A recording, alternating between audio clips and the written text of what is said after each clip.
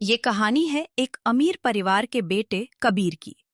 उसके पास सब कुछ था, आलीशान घर, महंगे कपड़े और सबसे नया स्मार्टफोन। लेकिन वह सावधानी और समझदारी से चूक गया। वाह! इस गेम में अगर मैं और घरों की फोटो डालूं, तो मेरे पॉइंट्स और बढ़ेंगे। मैंने सिर्फ गेम में अच्छे दिखने वाले लोगों को फ्रेंड किया, और ये सिर्फ फ्रेंड्स को ही दिखेगा, कोई खतरा नहीं। कबीर गेम खेलते खेलते बिना ज्यादा सोचे समझे कई लोगों को फ्रेंड कर लेता था। उसे वे खिलाड़ी अच्छे लगते थे और कुछ के प्रोफाइल में उनका घर परिवार भी बहुत शानदार दिखता था। कबीर बस खेल का आनंद ले रहा था। उसके मन में किसी तरह के खतरे का कोई ख्याल ही नहीं आया। एक दिन वह अपने एक दोस्त से मिलता है और कहता है, सुनो, मैंने तुम्हें बताया था ना उस नए गेम के बारे में। अब उसमें मेरे काफी पॉइंट्स हो गए हैं। मैं नए नए लोगों को फ्रेंड कर रहा हूँ और गेम और भी मजेदार हो गया है। सच में? लगता है तुम गेम में काफी आगे निकल गए हो। दोनों दोस्त हंसते बातें करते आगे बढ़ जाते हैं। कबीर के लिए ये सब सिर्फ एक खेल था, एक ऐसी दुनिया जहां उसे सिर्फ मजा और पॉइंट्स दिखाई देते थे। एक शाम कबीर घर से निकलकर पास के पार्क की ओर गया। पार्क में बच्चे खेल रहे थे, कुछ लोग टहल रहे थे और माहौल बिल्कुल सामान्य था। कबीर रोज की तरह बेफिक्र होकर आगे बढ़ रहा था। तभी रास्ते में एक व्यक्ति उससे बात करने लगा। उसकी आवाज शांत थी और व्यवहार सामान्य लग रहा था। बेटा, जरा मेरी मदद कर दोगे? मुझे यहाँ का रास्ता ठीक से समझ नहीं आ रहा। अरे अंकल, ये जगह तो यही है, बिल्कुल बाहर ही। चलिए, मैं आपको लेकर चलता हूँ। कबीर और वो अंकल साथ साथ चलने लगे। रास्ते में माहौल बिल्कुल सामान्य था। बातें ऐसे हो रही थीं जैसे रोजमर्रा की हों। हाँ अंकल, थोड़ा बहुत खेलता हूँ। एक गेम है जिसमें घर डिजाइन करते हैं और पॉइंट्स मिलते हैं। बातों बातों में कबीर को ये महसूस ही नहीं हुआ कि वे पार्क से बहुत आगे निकल आए हैं। आसपास की चहल पहल धीरे धीरे कम होने लगी। कबीर अब भी बेफिक्र था। अंकल, वो घर तो यही पीछे रह गया। अचानक उस व्यक्ति का व्यवहार बदल गया। उसकी आवाज अब पहले जैसी नहीं रही। चुपचाप मेरे साथ चलते रहो। और कबीर घबरा गया। वो कुछ समझ पाता उससे पहले ही सब कुछ बहुत तेजी से घट गया। शाम की हल्की रोशनी में एक मासूम बच्चा अचानक लोगों की नजरों से ओझल हो गया। अंकल, मुझे घर जाना है। लेकिन जवाब में कोई सहानुभूति नहीं मिली। वह व्यक्ति उसे आगे बढ़ाता रहा।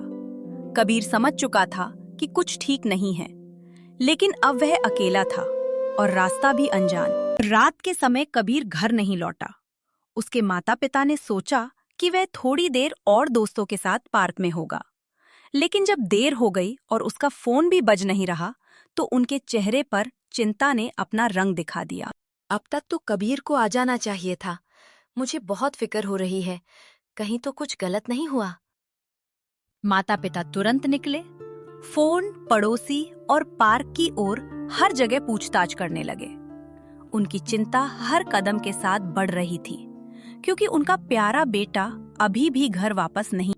हमें देर नहीं करनी चाहिए।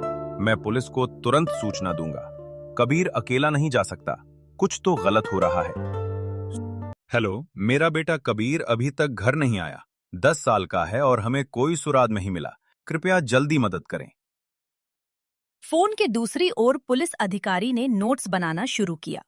पिता ने हर विवरण बड़े ध्यान से बताया, कब घर से निकला, कहाँ जाना था और मोबाइल गेम की जानकारी। अब हर मिनट कीमती था और पुलिस तुरंत कार्रवाई के लिए तैयार थी। पुलिस तुरंत सक्रिय हो गई। अधिकारी घर पहुंचे, माता पिता से सवाल जवाब किए और आस पड़ोस में पूछताछ शुरू की।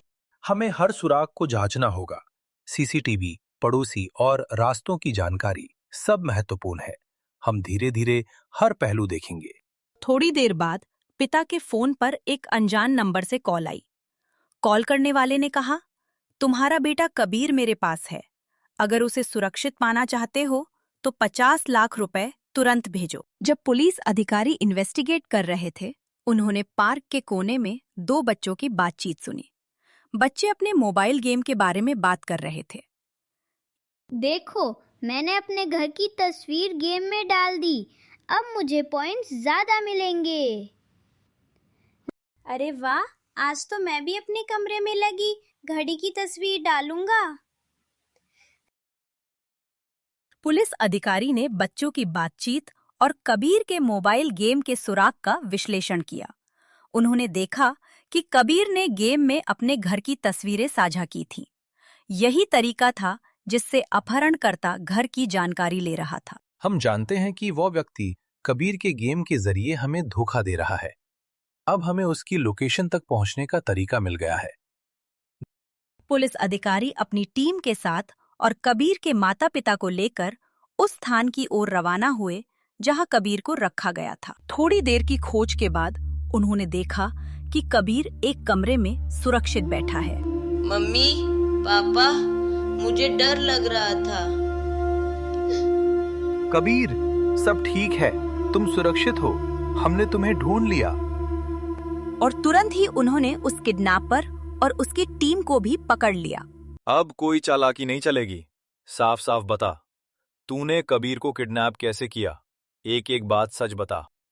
साहब, मैंने उसे सीधे नहीं उठाया था। पहले मैंने उसे ऑनलाइन फंसाया था। मैं ऑनलाइन गेम्स के सर्वर हैक करता हूं। एक पॉपुलर गेम का सर्वर हैक किया था मैंने। वहीं मुझे कबीर का डेटा मिला। उस बच्चे ने खुद ही सब कुछ पब्लिक कर रखा था साहब। कबीर ने अपने घर की इतनी फोटोज अपलोड कर रखी थीं कि मुझे पूरा घर नक्शे की तरह समझ आ गया। उसके बेडरूम की फोटोज, उसके पेरेंट्स के बेडरूम की photos, living room, kitchen, bathroom, घर का कोई कोना ऐसा नहीं था जिसकी फोटो ऑनलाइन ना हो। फोटोज देखकर ही समझ आ गया था कि घर बहुत अमीर है। फिर मैं नोटिस किया कि कबीर गेम के तना कि और मैं इससे तो एडिक्टेड था। दिन रात ऑनलाइन रहता था, हर समय फोन, हर समय गेम। मैंने उसी एडिक्शन को हथियार बनाया साहब। मैंने उसे मैसेज किया, अगर तुम और फोटोज अपलोड करोगे तो एक्स्ट्रा पॉइंट्स मिलेंगे, रेयर रिवॉर्ड्स मिलेंगे। बच्चा लालच में आ गया। वो समझ ही नहीं पाया कि पॉइंट्स के बदले वो अपनी सुरक्षा बेच रहा है। कबीर, तुम सुरक्षित हो और यही सबसे जरूरी बात है।